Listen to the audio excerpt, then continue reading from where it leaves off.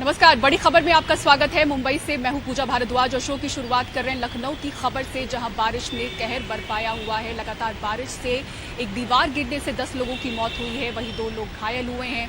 बीते 24 घंटे से लगातार बारिश की वजह से कई इलाकों में जल जमाव की स्थिति है। स्कूल बंद कर दिए गए। देखिए तस्वीरों के साथ ही पूरी रिपोर्ट।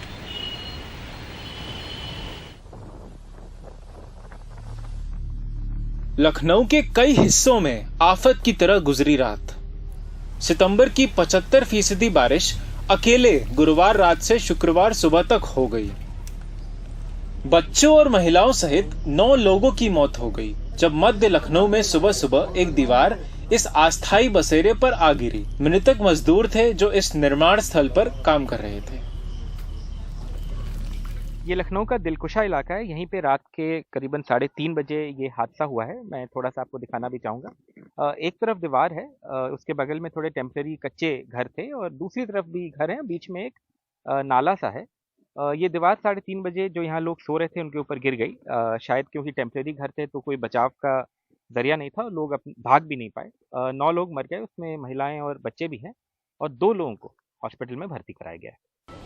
पहला व्यक्ति जो मिला वो जीवित था, उसे तुरंत अस्पताल पहुंचाया गया। उसके बाद जो दीवार गिरी पड़ी थी उसे वहाँ पर, चूंकि पानी बहुत भरा था, घुटनों के ऊपर तक पानी था, सभी लोग पानी में खड़े होकर वहाँ अंदर तक गए थे और जो सब्बल से दीवार तोड़कर ईंटें अलग करके बाकी लोगों को निकाला गया। तो लगभग 4 बजे से लेकर और 7 बजे के बीच में सभी लोगों को जो वहाँ थे निकाल लिया गया था। शहर में दूसरी जगहों पर भी बुरा हाल रहा। हवाई अड्डे जाने वाली सड़कें पूरे दिन पानी से भरी रहीं और गोमती नगर जैसे कई इलाकों में कई हिस्सों में पानी भरा रहा। घरों में काम करने वाली मनीषा खटीक जैसे लोगों को भारी मुश्किल का सामना करना पड़ा, जिनका परिवार एक खाली प्लॉट पर रहता है। जल भराव से क्या दिक्कत हो रही है? अब जल भराव से वो लकड़ी उकड़ी सगड़ी गीली हो गई, हम लोग चूल्हे पे खाना बनाते खाते हैं, इसीलिए। और ये पानी आपके घर की तरफ भी भरा है? हाँ, बहुत प्लाट में भरा है, हमारे प्लाट में भर गया पानी। अच्छा, इतना भरा। यही प्लाट इधर से जाइए आप। हाँ, इधर से। हाँ, और पूरे प्लाट में पानी भरा हुआ है। तो उससे तो रात में आप लोग सोए हुए कैसे फिर? ना ही सोए पानी, फिर दूसरे घर में भागत गए। दूसरे घर में? हाँ, दूसरे घर चले गए। पूरे लखनऊ में स्कूल बंद रहे।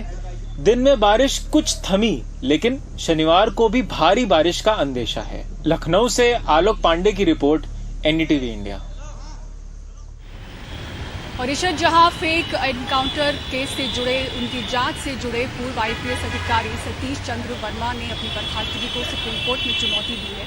आपको बता दें कि बीते 30 अगस्त को केंद्रीय गृह मंत्रालय ने दिल्ली हाईकोर्ट में जानकारी दी थी कि उन्हें पुलिस सेवा से निकाला गया है। गुजरात काडर के 1986 बैच के आईपीएस अधिकारी रहे सतीश चंद्र वर्मा एक बार फिर सुर्खियों में हैं। इस बार केंद्रीय गृह मंत्रालय ने उन्हें रिटायरमेंट से ठीक 1 महीने पहले बर्खास्त कर दिया है। केंद्रीय गृह मंत्रालय के मुताबिक वर्मा को विभागीय जांच के आधार पर सेवा से बर्खास्त करने का फैसला लिया गया है। पूर्व आईपीएस की बर्खास्तगी की वजह इशरत जहां एनकाउंटर मामले में मीडिया में उनकी बयानबाजी है।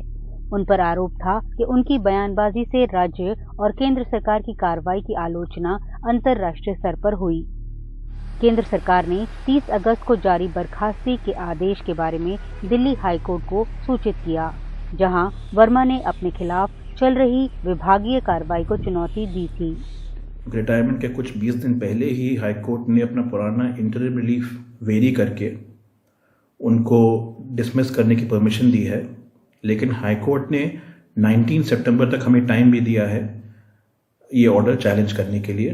तो हमें 19 सितंबर को उम्मीद है कि ये केस लिस्ट हो जाएगा और सुप्रीम कोर्ट में हियरिंग होगी। वर्मा इससे पहले तब चर्चा में थे जब वो इशरत जहां कथित फर्जी एनकाउंटर मामले की जांच कर रहे दल में शामिल थे। गुजरात सरकार और वर्मा कई मामलों में आमने सामने रहे हैं।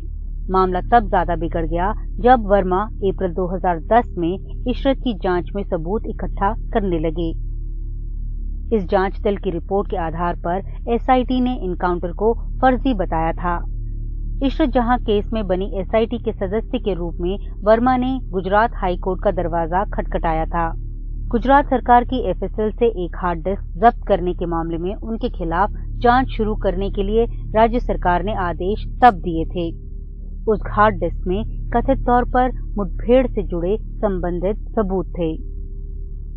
फिलहाल वर्मा सीआरपीएफ में आईजी रैंक पर हैं। केंद्रीय गृह मंत्रालय ने दिल्ली हाई कोर्ट को यह बताया था कि सतीश चंद्र वर्मा 30 सितंबर को रिटायर हो जाएंगे, इसलिए उससे पहले उनकी बर्खास्तगी के ऑर्डर पर मोहर लगाना जरूरी है।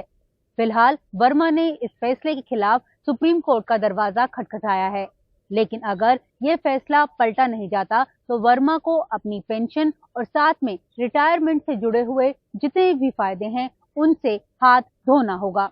नई दिल्ली से नीता शर्मा, एनडीटीवी इंडिया के लिए।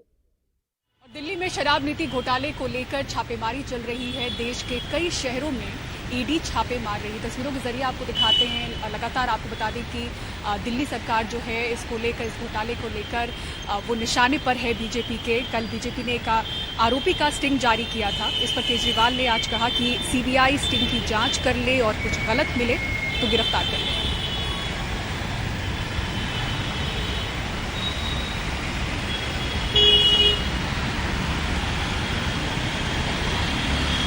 और 2024 को लेकर विपक्षी पार्टियां जिस तरह से एकजुट होने की कोशिश कर रही है, वहीं गठबंधन की इस राजनीति को दिल्ली के मुख्यमंत्री अरविंद केजरीवाल ने नकार दिया है। एनडीटीवी के खास कार्यक्रम में बातचीत करते हुए अरविंद केजरीवाल ने कहा कि नेताओं के एक होने से देश नंबर 1 नहीं होगा, बल्कि उनका जो गठबंधन है वो देश की 130 करोड़ की जनता के साथ है।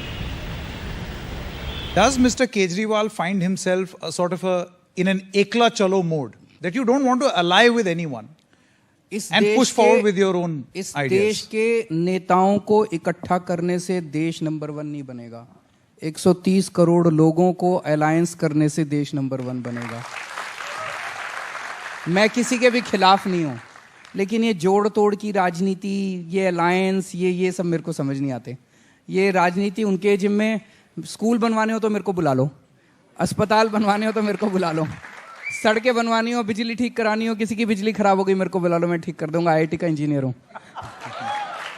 लेकिन आप कहो ये अलायंस होगा, फिर ये सीट एडजस्टमेंट, ये सब मेरे को समझ नहीं आता जी, उनके भरोसे।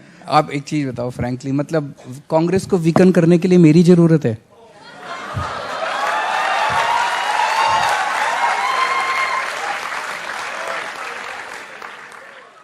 Isn't Rahul Gandhi sufficient?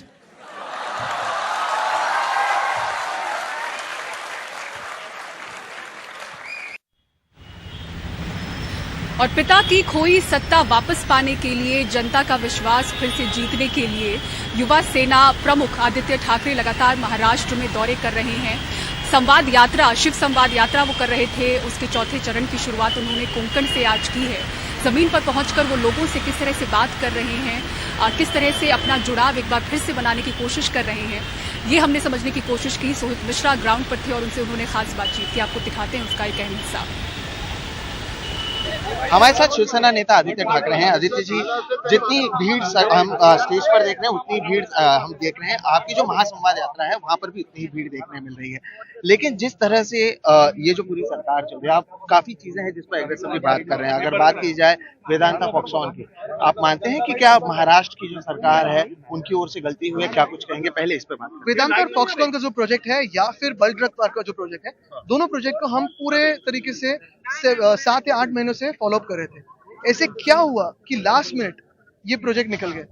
अगर महाराष्ट्र नंबर 1 थी, अगर आप टेक्निकल रिपोर्ट जो लीक हुआ है उसमें देखें तो तड़ेगांव नंबर 1 था। बल ड्रग पार्क की जो अगर स्टैट्स देखें, वैक्सीन प्रोडक्शन में हो, फिर जो ग्लोबल प्रोडक्शन में हो, महाराष्ट्र हमारे देश से नंबर 1 पे है मेडिसिन में। तो फिर ये दोनों प्रोजेक्ट्स कैसे निकल गए, कहाँ गए, क्यों गए, इसकी जानकारी हमारे उद्योग मंत्री महोदय को नहीं है। यही सबसे दुख की बड़ी बात है। कितनी बड़ी यहाँ पर एक चुनौती अभी फिलहाल है, क्योंकि कई लोग 40 से ज्यादा विधायक अब दूसरी तरफ नहीं, क्या होता है कि बागी इसे कहते हैं जो बगावत करते हैं, बगावत करने के लिए हिम्मत लगती है। ये तो भाग के गए हैं, सो इसलिए हम गद्दार कहते हैं। लेकिन मुझे नहीं लगता चैलेंज कुछ है। आप देख रहे हो जनता हमारे साथ है और जो भी है उनकी बात वो तो स्पष्ट है लोगों के सामने। मैं तो दिल की बात करने आया हूँ। वो तो क्लेम ही करते हैं कि वो असली शिवसेना है, बाला साहेब ठाकरे की शिवसेना है। दशहरा की रैली तो हमारी होगी क्योंकि शिवसेना की होती है। पैरेलल शिवसेना बना नहीं सकते क्योंकि शिवसेना के साथ जो प्रेम है, प्यार है, आस्था है, ये हमारे साथ है। और शिवसेना, ये उद्धव साहब पक्ष प्रमुख है, ये तो सब जानते हैं।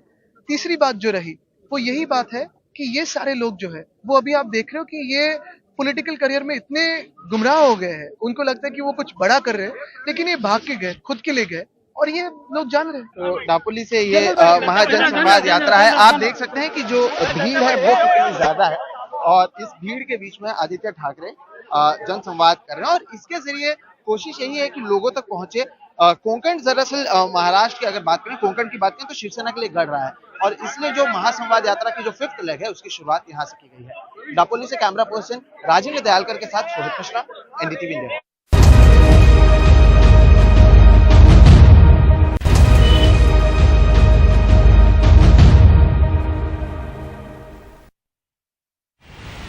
और बड़ी खबर में इस वक्त की बड़ी खबर ये कि आम आदमी पार्टी के विधायक अमानतुल्लाह खान को गिरफ्तार कर लिया गया है। एंटी करप्शन ब्यूरो उनसे पूछताछ कर रही थी आज। इसी के साथ ही उनके 5 ठिकानों पर छापेमारी चल रही थी, जहां से बताया जा रहा है कि कुछ कैश बरामद किया गया था और अवैध हथियार की भी बरामदगी हुई थी।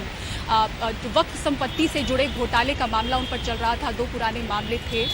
इसके पहले उन्होंने ट्वीट भी किया था जब उन्हें पूछताछ के लिए समन किया गया था, और आज जब वो पहुंचे थे दोपहर 12 बजे से उनसे पूछताछ चल रही थी। इसी बीच अब खबर है कि उनकी गिरफ्तारी हो गई है। एंटी करप्शन ब्यूरो की टीम ने उन्हें गिरफ्तार किया है। इनमें जो घोटाले का आरोप उन पर है, उनमें वक्फ का चेयरमैन रहते हुए 33 लोगों की गलत भर्ती और वाहनों की खरीद में घपले का आरोप शामिल है।